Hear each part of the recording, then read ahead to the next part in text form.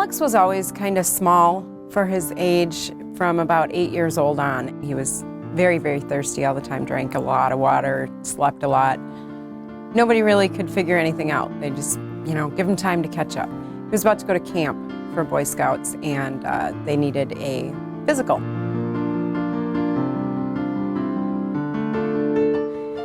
He was diagnosed with chronic kidney failure, and he was in end-stage renal failure. He needed a transplant. He was put on dialysis the very next day. When he started that dialysis, he really became an 11-year-old boy. He was 11 at the time, and energy levels spiked. He did amazing on the dialysis.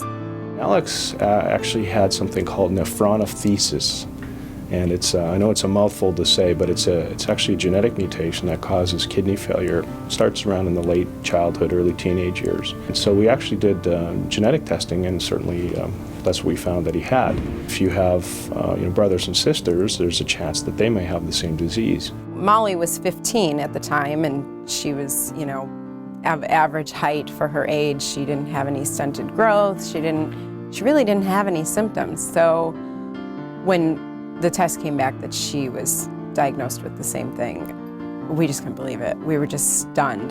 So for about the next year, they just kept an eye on her.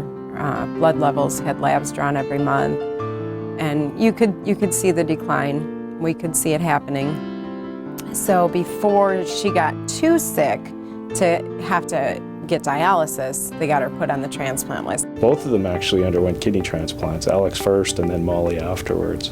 And they're the dynamic duo, those two. So both of them have done very well. They've had their ups and downs, but right now both of their kidneys are functioning very nicely, and both of them are doing great.